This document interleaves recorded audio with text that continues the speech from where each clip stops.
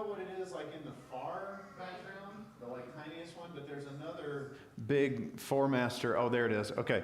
What you're seeing there is another canvas ship right behind the one being hauled away. Okay.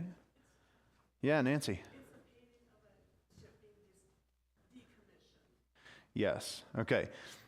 The title of this painting is really boring. It just is like, what's that? Well, yeah, it's the name of the ship, but it's just very like sterile description of what you see here. It is the Fighting Temeraire, that's the name of the ship, the big one, being hauled away to its final berth. That's the title of the painting, okay? Now, what's interesting about it is, take in some of the colors. Okay, take in where the light is coming from, and yet where are the dark spots? Because if you start to really analyze it, that steamship is kind of in some shadows, even though it really shouldn't be. There's nothing casting a shadow on it. And the steamship is all blacked out. There's all sorts of darkness around it, and it's in the way of this brightly lit, glorious, grand old wood warship. Yeah? And it's being hauled away at sunset, which artists, when they're painting a sunset, if they're trying to communicate something like that, what are they trying to tell us? The sun is setting on this thing, right? This is the end of something, okay? And so what's interesting about it is it's just a picture of a couple of ships, but I think what the artist is trying to get across through this painting is that it's the ending of an era, right? This is a grand old British warship. And from the heyday of the British Navy, when they were worldwide superpower and they were at their finest and most beautiful parts of their, naval supremacy. And yet here is this already junky, modern metal steamer polluting the world and getting in the way of the beauty of this grand old warship, right?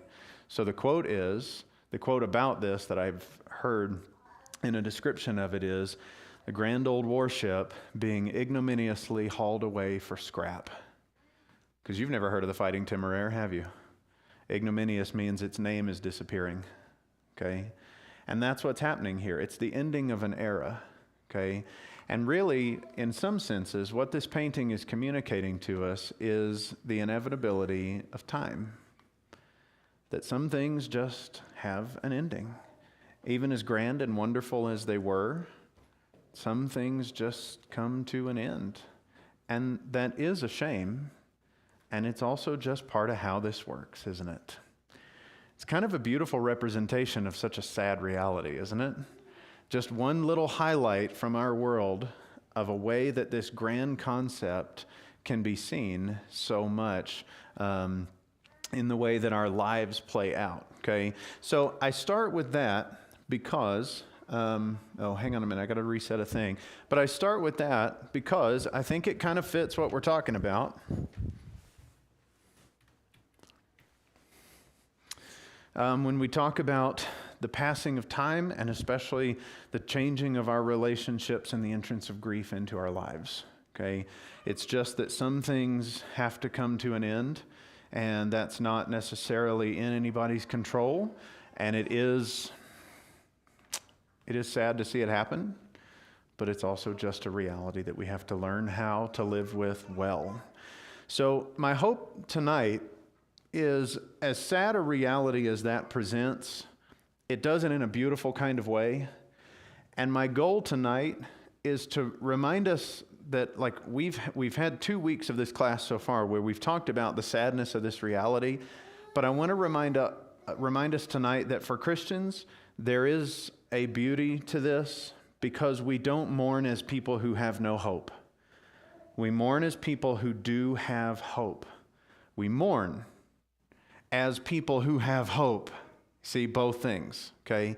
And that's what I'm hoping that we are able to accomplish and sense tonight in the stuff that we talk about and that we study. So, if you have a Bible, I'd particularly like you to have it open to 1 Thessalonians 4, which is the passage that I just made a passing reference to right there in saying that we mourn as people who have hope.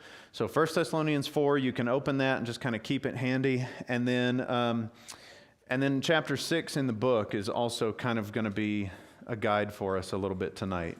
I told you a couple weeks ago, or I guess last Wednesday night, I'm not planning to do a lot with slides and like a huge, very particular track of thought through this entire quarter. But tonight I do have a few. I have some concepts that I think will be helpful for us to remember. So if you got a place to take some notes or you want to take them in the book or something like that, tonight there will be some stuff up there that will be helpful in that way. Okay, I think that's all I had as far as getting us going for tonight and getting us kind of set up for how to think. 6 in the book, chapter 6, yes. At least my printing, it's page 89. So that's what we're going to try to do tonight. Michael's going to lead us in a word of prayer, and then we'll start kind of working our way through some of the rest of the material. Our Father in heaven, we're thankful that we can be here this evening to study your word, and focus on what you would have us to know, what you would have us to do. We're thankful for each one in the building, for our church family, that we have each other to be able to be with, to always count on, and to be able to live the life on this earth that sometimes can be difficult, but in the end, everything is good. And Father, just thinking of this painting that we've been looking at, I can see how we can relate that to our lives, that we've got the tugboat of sin that just keeps pulling us and pulling us, and sometimes we don't have any other hope other than you. We pray that you'll help us to see that in the end, regardless what we have to fight throughout this life, we know that in the end there's going to be a bright light in the end. There's going to be a shout, and the trumpet will sound, and that the greatest thing that we could ever imagine is going to come from the clouds. Help us to always look ahead to that, and to always try to teach that to other people so that they can have the same hope that we do. Please be with the teacher, that he'll be able to remember what he studied, and that he'll be able to impart it to us well, so that we'll be able to understand it and be able to apply it to our lives. Through Christ we pray. Amen. Amen. Thank you, brother. Really appreciate it. Okay, those of you who read through chapter 6, give me a summary. What's kind of the main, maybe a couple of the main takeaways from this chapter? Okay, several strong reminders in this chapter that God is in charge. Okay, that's a great start. Good. What else do we have?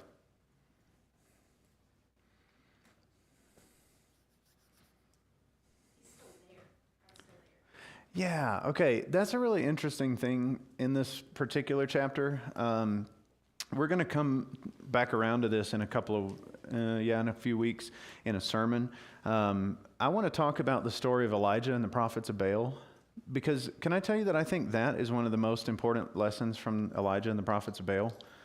Is like all the evidence for God's existence has vanished around Elijah.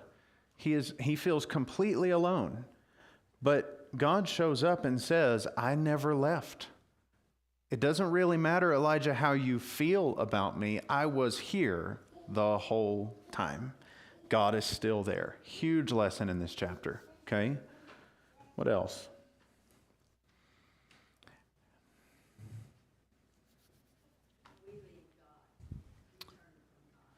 Yeah, that's interesting, right? And it's especially interesting because last time we talked about being angry with him. And I think sometimes we start to sense, anyway, whether right or wrong, we start to sense that if I'm angry with him, that's not okay. But there's a difference between being angry with him and clinging to him, and being angry with him and saying, give me some distance from you, right? There's a big difference between those. And so, this chapter does kind of remind us that we have a somewhat strong and pretty regular tendency to create distance between ourselves and God when we need him the most, which is an unfortunately opposite, reaction of what we should have. Miss Terry. One of the things that I thought that was interesting when I was reading through here is he says God is real no matter how you feel. Yeah. And then it's easy to worship God when everything is great. You're looking at the bottom of page 90? Yes. Yeah. It's easy to worship him when surrounded by others of like mind. It's easy to worship him when walking along the quiet beach to a gentle sound of laughing waves or sitting atop a mountain peak. And then, that sounds really good, and then the next paragraph, I kind of went, oh. Because he says, those times are rare. Yeah. Yep. And I think we tend to try to make our lives look good, so that we don't need God as much. Mm-hmm. Or maybe that's just me. No, I don't think that's just you at all. I think that's all of us. What's interesting is we try to make our lives look good, and we think of that as like an outward thing, like I try to look good to other people. But sometimes don't we try to make our lives look good to ourselves? Like an exercise in self-deception to say this isn't really as bad as it seems, you know? And the gospel, the truth of the Bible is constantly telling us, be honest. Like, be honest. Do not deceive yourself. I don't know how many times that phrase actually shows up throughout the Bible, but I have a hunch it's 10 plus. Do not deceive yourself. Do not be deceived, because these realities are real. They're kind of harsh, but God is still there with you in those hard times. Okay. So for me, when I looked at this chapter and I was thinking about how do we put all of our thoughts together and kind of create a semi-coherent order to this entire quarter of studies, I titled this one, and I put it here as lesson 3. I titled this one Grief and God. Okay, so just thinking about how do those two things go together. This is just some of the stuff that I started to kind of distill. Number one, like kind of guided by the book chapter, but number one, seeing it in the scriptures. That when we think about God and we think about the experience of grief, whether we're talking about facing a divorce or we're facing a death, when we think about grief, these are just some of the truths about what the relationship with God looks like in that kind of situation, okay? So I'm going to just start working my way a little bit through what I've prepared here, and I think you'll see some of the correlations to the chapter in the book, make some notes, however this proves helpful to you, okay? Can I get a volunteer to read from 1 Thessalonians 4, now that you have it open? And can we read 13 through 18? This is the passage that's read at every funeral, and it should be, okay? But it's going to sound familiar to you because of that. But just, again, try not to think, okay, well, obviously this is a death passage. But hear the depth of what he's saying, okay? Anybody willing to read it and give it some of the joy that it deserves? Scott, thank you. No. You'll do it. I believe in you. But we do not want you to be uninformed, brothers, about those who are asleep, that you may not grieve as others do, who have no hope. For since we believe that Jesus died and rose again, even so, through Jesus, God will bring with him those who have fallen asleep. For this we declare to you, by a word from the Lord, that we who are alive, who are left until the coming of the Lord, will not precede those who have fallen asleep. For the Lord himself will descend from heaven with a cry of command, with the voice of the archangel, and the sound of the trumpet of God. And the dead in Christ will rise first. Then we who are alive, who are left, will be caught up together with him in the clouds to meet the Lord in the air, and so will we always be with the Lord. Therefore encourage one another with these words. Yeah. Okay. So this is the thing. We've said this a couple of times in this quarter so far, that 1 Thessalonians 4:13 does not say we do not grieve. It says we don't grieve in the same way. Okay. And I think it's important for us to talk about the difference. Okay, to talk about what is the difference here. And if you just let him finish his sentence right there, he starts explaining it right away. We do not grieve as those who have no hope, for since we believe that Jesus died and rose again, even so, through Jesus, God will bring with him those who have fallen asleep. So I'm just going to go ahead and throw this out there. We're basically talking about the situation tonight where we have lost someone who is a believer. Okay, someone precious to us who is a believer, whether it's in the family of the Lord or it's in our own family and we knew them to be a faithful person. We're talking about that kind of situation. And this is a different kind of take on grief that God affords to us. And it's so different with him in the picture than it is with him out of the picture. I like sharing this story because I like these people. I don't know if any of you are familiar with the last name Hagewood. They're a family from Nashville, and I think now about half of them have moved to Tampa, so if you know any of them from there. But the Hagewood family were real close friends of ours when we lived in Nashville like 10 years ago, and they had a little boy who was born with a major heart defect. And so he was immediately put on like a blood pumping machine, and it was the only thing keeping him alive. I mean, within 6 hours of being born, this was what had to happen for him. And when he was like 9 months old, he got a heart transplant, and he had to be in the hospital for another year after that. He's going to be on anti-rejection meds for the rest of his life, but it saved his life. And he's thriving today, and he's so full of joy. He's like 11, and he's wonderful, wonderful little human, okay? The thing about it is, the news in Nashville got wind of what all the Hagewood family were going through. They had family that was part of our church, and so we were real close to the situation. But the news would put them on occasionally, and they would say, man, how are you guys just enduring through this? How are you parents seem to be in such good spirits all the time? And they just told the news anchors, and this is the only thing they would tell the news anchors, our hope comes from God.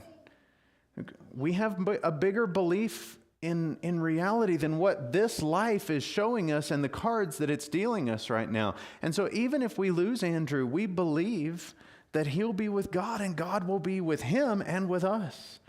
And since that was the only answer they would give, they had to put that on TV around Nashville, which was great. Everybody needed to hear that, you know.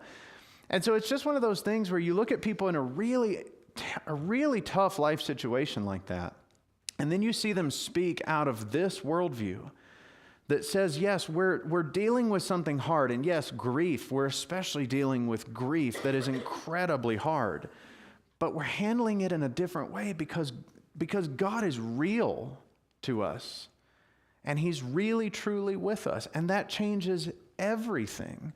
So let me just run some of the points here that I think are important for us to realize that when we talk about having hope, we have hope because of these things that have to do with God. So number one, we have hope because he listens when we express all the stages of our grief. All right, when I say that, any particular phrase or passage come to mind from the scriptures for you? That God is willing to listen when we express all of our stages of grief. What is it, Mickey? What are you thinking of? I was thinking of Peter's statement in 1 Peter 5:6. Yes, yeah, which is? Cast all your care upon him, or anxiety, depending on which translation you're reading. Yeah. Because he cares. Yeah, because he cares for you. Okay, I think that's probably the most simple and comforting one to think about.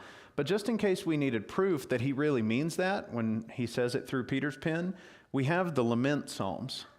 Anybody ever done a deep dive on the lament psalms and like what all they express and why they're in your Bible in the first place? Because these are all the psalms that kind of cry out to God and say, God, why aren't you handling my problems? Where are you? I'm looking around in my life and I don't see you. What's going on here? Why are you letting my enemies win when I should be winning? I'm righteous and serving you. Why aren't you with me, God? And so just in case we needed proof that Peter means it when he says, cast all of your anxiety on God, we actually go back to our Old Testament and we have examples of people doing that and saying to God, I don't feel like you care about me right now. He's okay with hearing that, apparently. As long as we stay close to him and wait and continue with him until we know that he is with us and is hearing us, and we continue to hear back from him. Yeah. 1 Peter 5, verse 6. And then if you want to write down some of the lament psalms, you can write down Psalm 10, Psalm 22, and even Psalm 43. As the deer pants for the water, so my soul longs for God. Okay, that has some lament stuff in it too. Okay, so there you go. Okay, so number one, we have hope when we grieve because God listens when we express any and all the stages of grief. Number two, we have hope in God because God understands and he sympathizes with our pain. I put that in there meaning, I guess, a couple of different things. Number one, meaning that he does care about us. And so even if your picture of God were limited enough to say that he doesn't ever interact with humans, he just looks from a long distance up in heaven and looks down at what's going on with us, even if, which by the way, that's not an accurate picture of God, but even if it was all you had, you would still have Peter saying he at least looks down and he cares about what you're suffering down there, you know? And I think there's a small amount of comfort in that, because if you look at the gods of other civilizations, they never offered that. Like Zeus sat in heaven and he had favorites and he played with favorites among the Greeks, and he would put certain people in certain places so that they would either be tortured or killed, or that his favorites would be elevated to become kings and queens and that kind of stuff. All that the gods of the Greek and Roman societies ever did was toy with humanity. But here you have Peter saying, even if your picture of God is that he's a long way away from you, at the very least, he has compassion on you when he looks down. But that's not the entire picture, because John tells us the Word became flesh.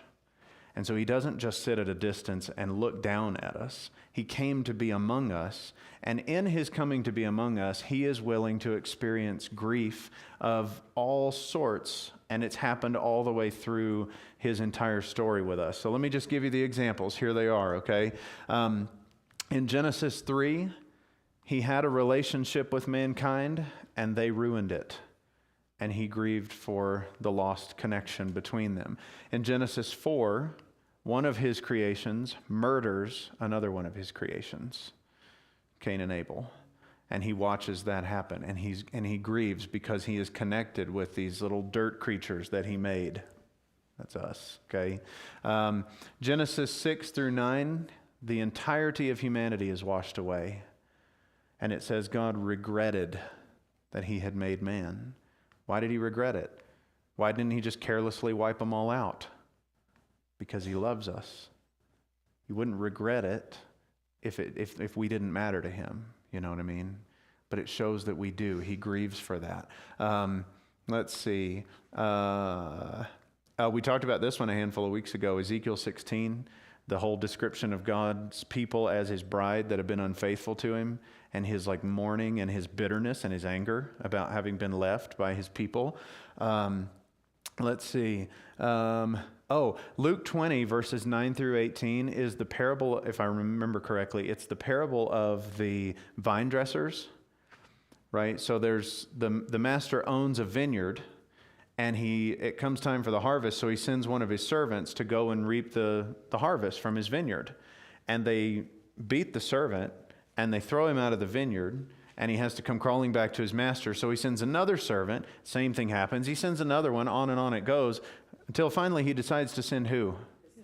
His son. And they don't just beat him and throw him out of the vineyard, they kill him.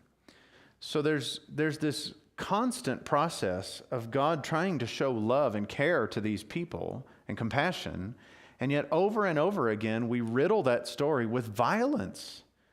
And there's God suffering grief himself because of us and our bad choices.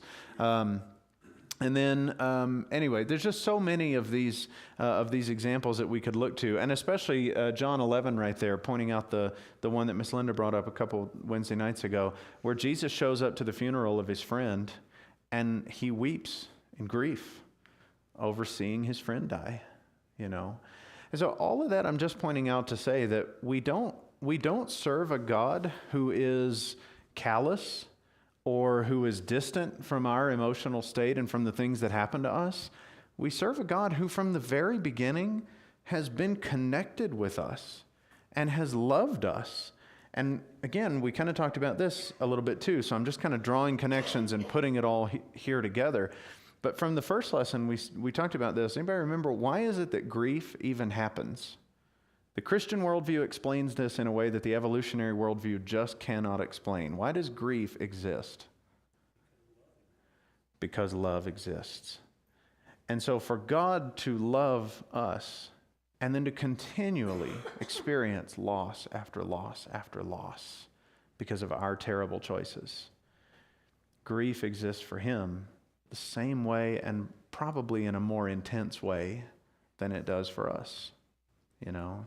And it's just an important thing for us to think about, that when we are in the grieving processes, we need to understand, number one, God does care about that for you, and number two, he does understand that. Because he's experienced every form of grief there can possibly be since the beginning of creating humanity. And he knows what is truly lost when love and life are taken away. Okay? All right, other thoughts on that one? Yeah, Scott? Don't you see the story of Lazarus where he has that emotion? Yeah, 11, yeah. John 11. Yeah. I think it's one of the best examples. I really do. I think it's one of the best examples because it's not a distant God. It's God with us who walks up to a scene of grief and he empathizes. Yeah. Yeah. I think there's an empathy in that situation. And I know we kind of joke about people who are sympathetic criers, you know, like if you see someone else crying, then you start crying. Like I'm one of those. But like, I know we kind of joke about that, but that's exactly what Jesus is doing. And there's something really special about that right there. Mickey, what were you going to say there? Just to underscore Hebrews 4. Yeah. We have not a high priest that cannot be touched with the feeling of our infirmities. I underscore that last part. It cannot be, we don't have one that cannot be touched, so he can be touched Yeah. with the feeling of our infirmities. Yeah, this is one of the few times where a double negative actually works, okay? We do not have a high priest who can't sympathize, which means we do have a high priest who can sympathize with all of the iniquities, with all of the difficulties, with all the frailty and the sadness that can come with this life. It's great. What a true gift from God that he was willing to put himself quite literally in our shoes and experience these same things along with us. Barry? But the turn in John 11 is that Jesus says in the next breath, "You have heard me. Thank you for hearing me." Yes. Yes, absolutely. Yeah, okay. Actually, that was a good segue. Thank you very much. Because the next thing that I was going to point out here, we've already said this, but I think this makes a great connection to what Barry just said, that God is with us when we hurt. Here's Jesus, and he's weeping, and he's mourning, but in the next breath, he speaks to the God whom he knows will hear him. You have heard me. Because God is with us in this, okay?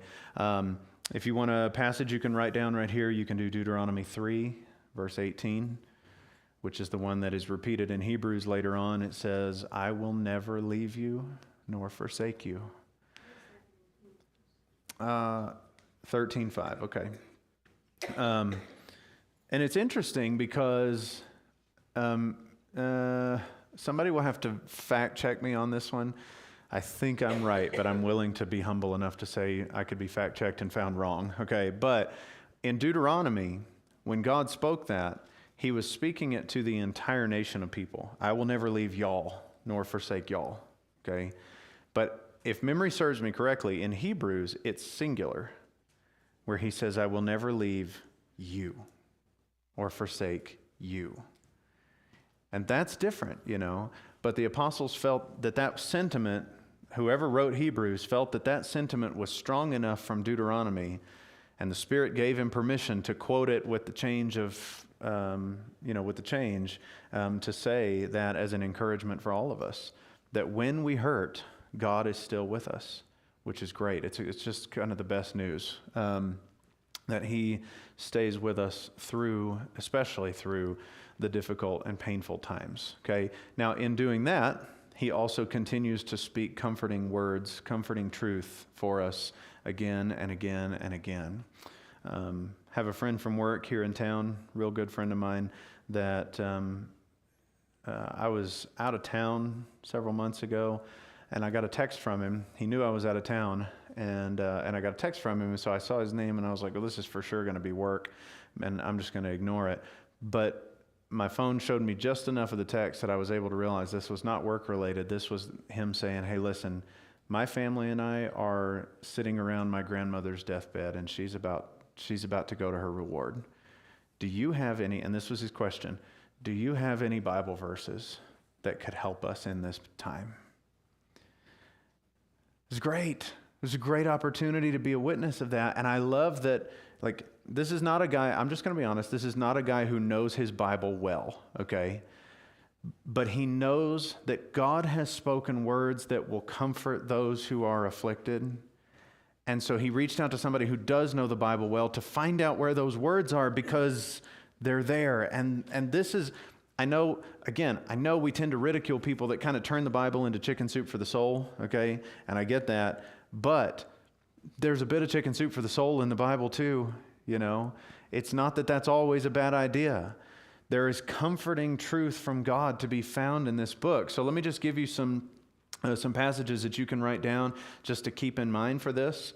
And especially if you end up coming back to this book when you're facing your own time of grief, maybe these words will speak some truth that will help you then, okay? 1 Thessalonians 4, the same passage, 13 through 18, especially I think as you get toward the end of this, looking especially at 17, where he says, "Then we who are alive, who are left, will be caught up together with them in the clouds to meet the Lord in the air, and so we will always be with the Lord."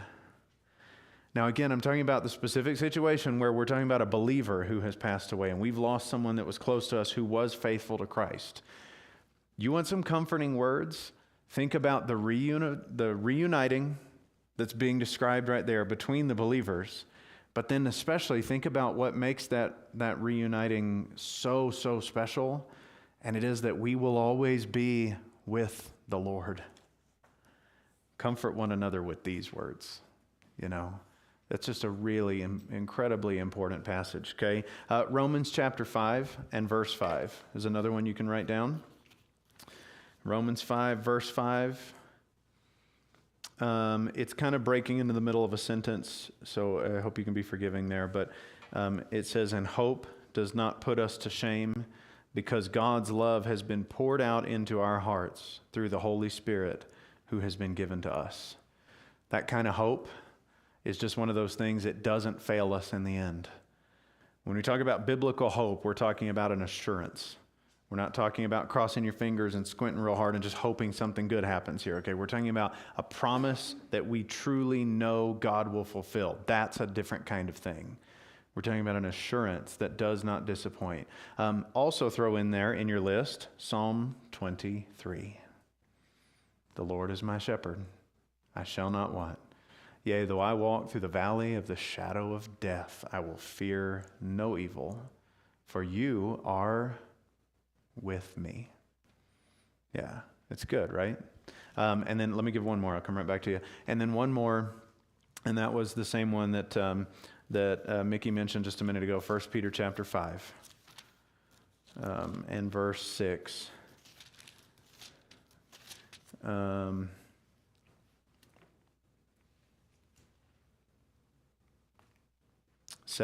6 and 7, okay? Humble yourselves under the mighty hand of God, so that at the proper time he may exalt you, casting all your anxieties on him, because he cares for you. So 5 verses 6 and 7. All right, Barry, what were you going to say? Are you going to cover the grief for those who are not Christians? Yeah, I am. I may not get to it tonight, but I am going to get there. I have the slide in this deck, actually. So yeah, just so you know it's really coming. Yes. Okay, and then, let me give you a couple more here. The next one, we do not grieve in the same way because God promises resurrection for those who believed. And you can add to this one 1 Corinthians 15, verses 12 through 20. It's that whole section where he talks about, why do some of you say that there is no resurrection of the dead? If there's no resurrection of the dead, even Jesus hasn't been raised. And if that's the case, then your whole faith is in vain and it's a pointless exercise.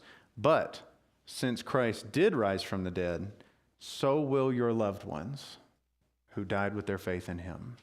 And so will you when you die with your faith in him. And that's that whole section from 1 Corinthians 15, okay? And so there's that promise as well, okay? Now, on that note, let's do a couple of things with the 5 minutes that we have left here. Let's talk about resurrection real quick.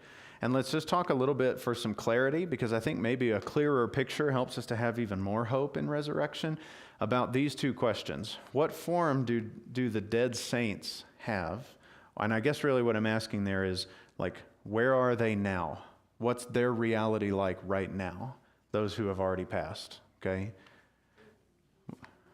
Yeah, there's different terms for it. I want to just kind of give you some descriptions for it. I'll let you settle the terms in your own mind, but let me give you the descriptions. And then, when we are all raised in the final judgment, what form will the saints receive?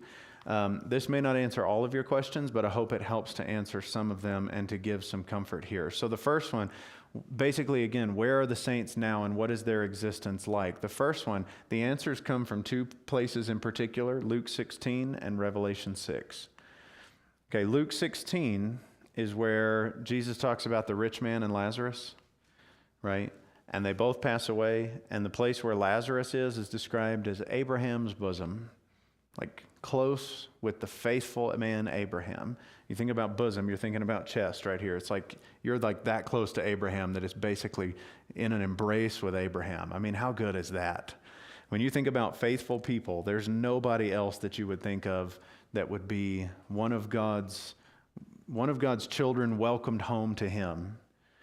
And if you're expecting that God will save you in eternity, then you'll be with the faithful man Abraham, you know.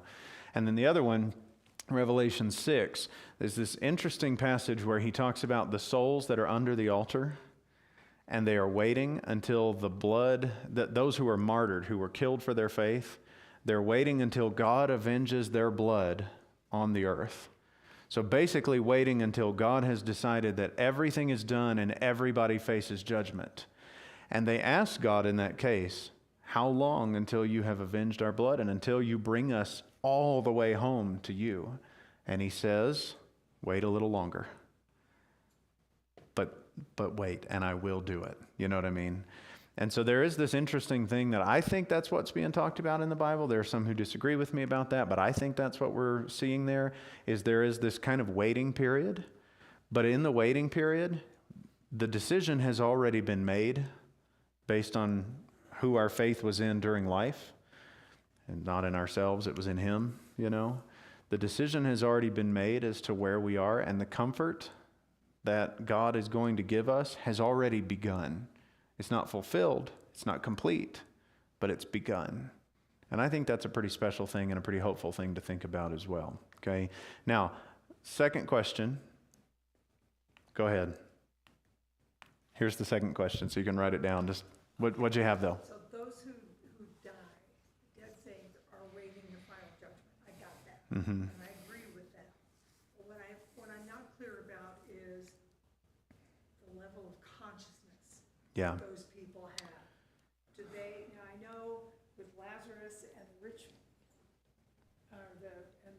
The rich man. Mm-hmm. thank you, the rich man and Lazarus had an awareness of what was going on the earth. The rich man does in that story. Because of Yeah. his family. Mm-hmm.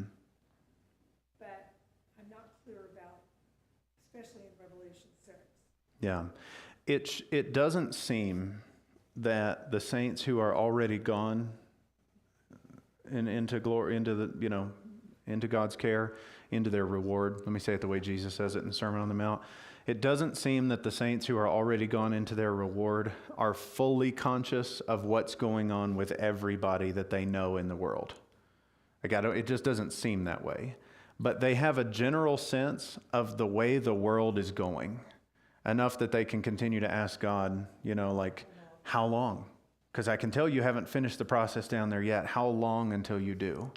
It doesn't seem like they watch our everyday activities and that kind of thing, but they do have some sort of sense given to them of what the world is like, still spinning. I'm not sure I want my dad to know. Yeah, I know that feeling. Okay, and then this other question here: what form will the raised saints receive? I don't have a better way to put this, just from my own understanding of it, other than to say we will have a body. So number one, we will not be completely disembodied spirits. We will have a body when we are raised. And 1 Corinthians 15 is very clear about that we will have a body. and it will be somewhat connected in form to this one, but it will be different than this one. Okay? Yeah, I know, right? Good. Yeah, I know. That's, I think, a helpful thing too, because I remember distinctly having the privilege of teaching a middle school class at one point, and it wasn't here. This has been a while ago. That somebody said, "So, is my granny still going to be really, really old when we get to heaven, or is she going to be young again?" And I think the real answer to that question is there's going to be some continuity to, like, you'll still be you in body and soul, but it will be different, and it will be made for an entirely different world where there is no aging. So there's that. Okay? I don't know all the particulars of what that means, but I know there's a glimpse of it, I think anyway, that we're getting a glimpse of it with Christ himself. Because you remember when Jesus rose from the dead, and there's the whole thing with the disciples on the road to Emmaus where he walks with them for like 3 hours that afternoon, and they still don't know who he is. And then all of a sudden it clicks and they go, "Oh, that was Jesus right in front of us that whole time," I think there's something in that, because the disciples also don't recognize him after the resurrection, but then they suddenly do. Mary doesn't recognize him after the resurrection, but then she suddenly does. Like, there's continuity there that they can recognize him, but there's a difference enough that it's not an immediate recognition, because something has clearly changed with him. And I think that's what we're expecting of ourselves as well. I think that's the promise that God is giving us out. To be more specific than that, I have to start guessing, and I can do that in private conversations, but I won't in a class. So there you go, okay? But anyway, that I think all comes together to help us in a big way to just think about how God helps us through the grieving process, and how it is always going to be different for Christians, and thinking about Christians who have died, than it will be for non-Christians, or when we think about non-Christians, okay, who have died. So anyway, I hope that's helpful and hopeful for you. Sort of giving some definition to that phrase from 1 Corinthians 5:13. There you go. Okay, you guys start coming on in. What'd you have, Brother Mickey? Philippians 3, 20, 21. Hit us with it. Be a glorious body like it. Oh, yeah, exactly. Okay, Philippians 3, 20 and 21 talks about that same thing, about the type of body that we'll have, that it will be a glorious one like his own. Okay, thank you. All right, thank you, everybody. I sure appreciate it. Thanks for your input. And there it is. We'll get to it next time. Good? We'll talk a little bit about